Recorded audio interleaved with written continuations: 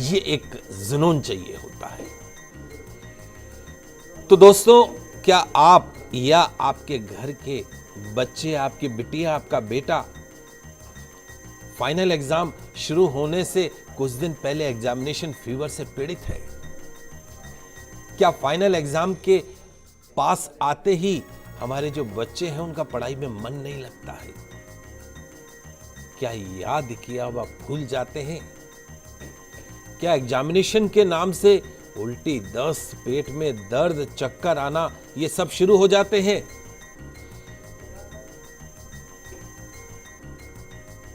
यदि हां, तो बगैर डर के कैसे करें एग्जाम की तैयारी?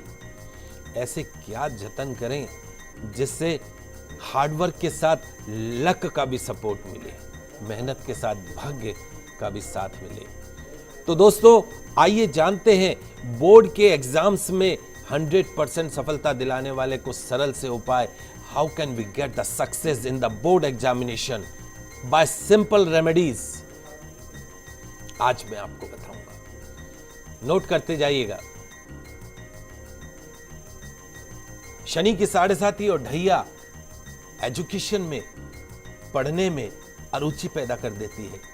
सरल सा उपाय अक्सर हम बताते रहते हैं। कांसे के बाटके में सरसों का तेल भर के उसमें जो बच्चे हैं वो अपने चेहरे की परछाई डालें। उस तेल को एक मिट्टी के दीपक में डालकर रुई की लंबी बत्ती बनाकर उस तेल को जला दीजिए, घर में जला दीजिए। पास में शनि भगवान का मंदिर हो तो वहां ले जाके जला दीजिए। ये जो उपाय है एग्जामिनेशन में कम से कम एक बार अवश्य करना चाहिए।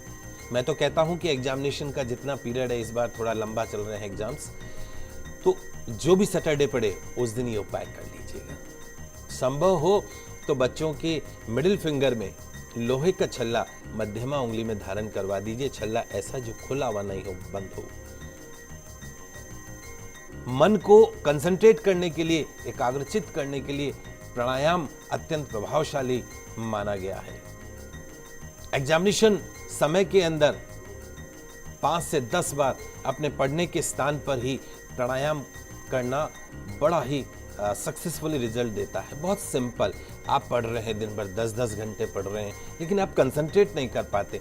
2-3 घंटे आपने स्टडी करी, 5 मिनट का ब्रेक लिया। उस ब्रेक में क्या? प्राणायाम में क्या कैसे करते हैं माता पिता आपको बता ही देंगे। नाक का जो एक पार्ट है उसको बंद कीजिए, सांस कीजिए और दूसरे पार्ट से छोड़ दीजिए। सिंपल सा प्राणायाम कीजिए। Pranayama it will increase your concentration. तो दिन में 5 से 10 बार प्राणायाम कीजिए। 2-2 मिनट का ही प्राणायाम कीजिए, फायदा होगा। और कुछ नहीं तो सिर्फ सांस को खींचिए और सांस को छोड़िए। सांस को खींचिएगा और छोड़िएगा, ओनली फॉर 2 मिनट्स। आज करके देखिएगा और कल तक में कंसंट्रेशन में चेंजेस देखिएगा। बुधवार के दिन गणेश जी महाराज को लड्डुओं का भोग लगाइए।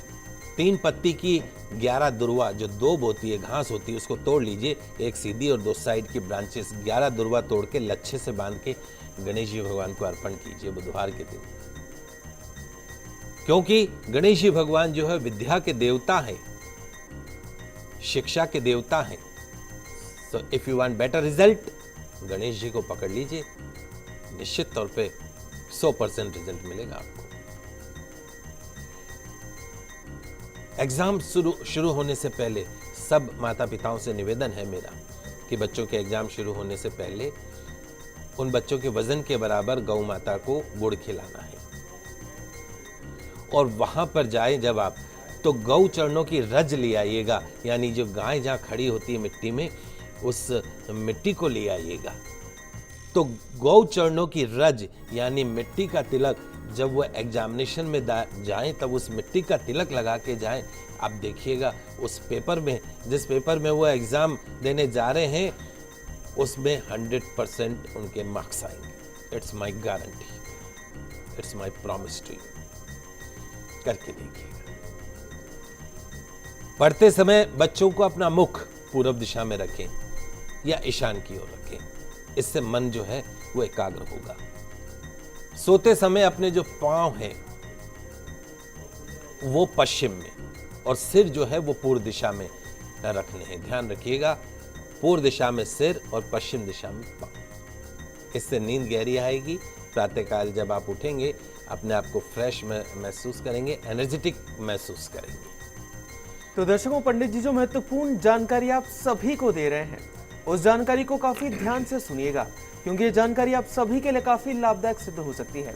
पंडित जी, आगे भी कुछ सफलता प्राप्त करने के जो आप उपाय बता रहे हैं सभी दर्शकों को, वो कुछ उपाय और जानना चाहिए आपसे। तो मेरे प्यारे दोस्तों, प्यारे बच्चों, एग्जाम की तैयारी अवश्य करें एग्जामिनेशन में, लेकिन हम कितने नंबर लेके आएंगे इसके ऊपर हमें नहीं सोचना है, विचार नहीं करना है, क्योंकि फल की जो आसक्ति है मनुष्य को कमजोर बनाती है। दूसरा, हम यदि आने वाले अंकों पर विचार करते हैं तो उससे अंकों में बढ़ोतरी तो होगी नहीं, बल्कि सोच के कारण मन लगने से अंक आने वाले एग्जाम में और कम हो सकते हैं। सदा याद रखें, कर्मण्येवाधिकारस्ते मा फलेषु कदाचन। कर्म कीजिए, फल की चिंता मत कीजिए। अक्सर हमारी बिटिया, वो भी 10th का एग्जाम दे रही है, तो वो कहती है पापा प्रे करिएगा मेरे लिए कि मैं 10 CGP लेके आऊँ। तो मैं उसको कहता हूँ बेटा, प्रे तो माता पिता सब करते ही हैं, लेकिन you have to do hard work, you have to concentrate on your examination. मन लगा के पढ़िए, इच्छा से पढ़िए, इंटरेस्ट से पढ़िए। सुबह जल्दी उठकर पढ़िए। रात भर बच्चे पढ़ रहे हैं, वो कोई अच्छा संकेत नहीं है। सुबह के समय पढ़ाई के लिए सबसे बेहतर समय माना जाता है, ब्रह्म मुहूर्त उसको कहते हैं। रात को 5 घंटे पढ़ो, सुबह 1 घंटे पढ़ लो, बात बराबर है। कहते हैं कि इस समय में उठकर अध्ययन करने से विषय का ध्यान लंबे समय तक विद्यार्थियों के जेहन में ताजा रहता है। इसलिए संभव हो तो देर रात तक पढ़ाई करने की बजाय ब्रह्म मुहूर्त में उठ के पढ़ाई करें। एक ब्राह्मी बूटी आती है, उसको गले में धारण करने या उसका सेवन करने से स्मरण शक्ति, याददाश्त बढ़ती है, कंसंट्रेशन बढ़ता है। वो ध्यान रखिए, जब आपका स्वर जो है सूर्य स्वर, दायां स्वर नासिका चल रहा हो, तब कठिन विषय का अध्ययन करें तो शीघ्र याद हो जाएगा, ऐसा शास्त्र कहते हैं। जिस कमरे में आप पढ़ते हैं, आपके पढ़ने का जो कमरा है, सोने का जो कमरा है, उस कमरे का जो रंग है वो हरा रंग होना चाहिए, पेस्टल ग्रीन। पर्दे हैं, पेस्टल ग्रीन होने चाहिए। बेडशीट है, पेस्टल ग्रीन होनी चाहिए। टेबल कवर है, पेस्टल ग्रीन होना चाहिए। आपका नाइट सूट है, पेस्टल ग्रीन होना चाहिए। Why? Green colour directly represent to lord Buddha, एंड बुद्ध को इंक्रीज करेंगे तो मन को शांति मिलेगी, कंसंट्रेशन में वृद्धि होगी, एजुकेशन में सक्सेस मिलेगी। और हमारे जो बच्चे जिनको एक प्रॉब्लम है, एग्जाम में जाते हैं और जैसे ही पेपर सामने आता है उनको लगता है कि सब कुछ भूल गए, कुछ याद ही नहीं है, तब धड़-धड़ आंसू बहने लग जाते हैं। तो क्या करें? अपने साथ कपूर और फिटकरी लेके जाइए। कपूर की टिकिया और फिटकरी का टुकड़ा लेके जाइए। निश्चित तौर पे आपके आसपास की जो नेगेटिव एनर्जी है उसको रिमूव करेगा। जितने भी हार्ड सब्जेक्ट हैं जो आपको लगता हो, चाहे मैथमेटिक्स हो, चाहे साइंस हो, आजकल बच्चे इनमें तो कर लेते हैं, कभी कोई सोशियोलॉजी में अटक जाता है, तो कभी कोई हिंदी में नंबर कम आ जाते हैं। तो क्या करें? जो भी आपको हार्ड सब्जेक्ट आपका लगता है, तो थर्सडे के दिन, गुरुवार के दिन अपने उस बुक के अंदर एक मोर पंखी रखिए, और जब भी आप उसका चैप्टर याद करने बैठें, उस मोर पंखी को निकालिए, अपने मस्तक पे लगाइए, फिर बुक में रख दीजिए। वो चैप्टर परमानेंट याद हो जाएगा। जब तक जिएंगे 70 साल की उम्र तक, तब तक नहीं भूल पाएंगे। आजमा के देखिएगा। स्वर शास्त्र के अनुसार जो स्वर चल रहा हो, परीक्षा के लिए जाते समय वही पांव घर से बाहर निकालें। इसी प्रकार परीक्षा कक्ष में, एग्जामिनेशन रूम में प्रवेश करते समय चल रहे स्वर का ध्यान रखकर प्रवेश करें। निश्चित तौर पे अनुकूलता प्राप्त होती है, सिद्धता प्राप्त होती, सफलता प्राप्त होती।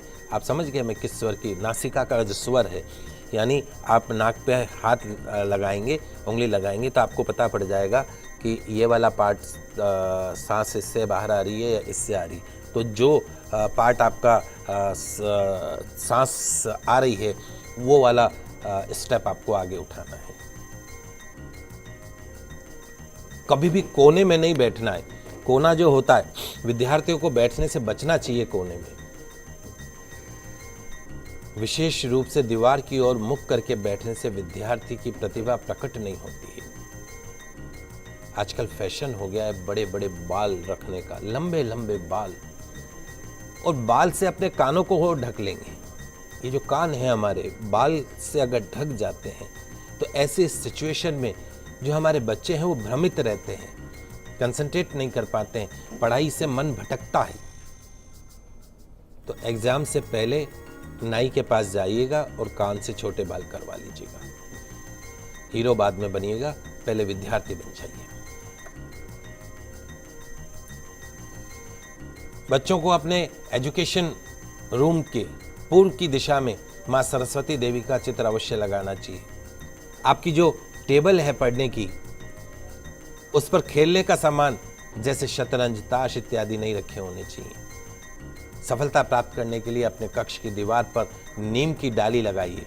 इससे घर में शुद्ध हवा का एहसास होता है, पॉजिटिव एनर्जी का फ्लो होता है। ये सभी उपाय जो मैं बता रहा हूँ हमारे उन बच्चों के लिए हैं जो एग्जामिनेशन के लिए तैयारी कर रहे हैं। इनको आजमाकर वो अपने एग्जाम्स में सफलता प्राप्त कर सकते हैं। हाँ, ये मेरे बताए गए उपाय और आपका हार्ड वर्क।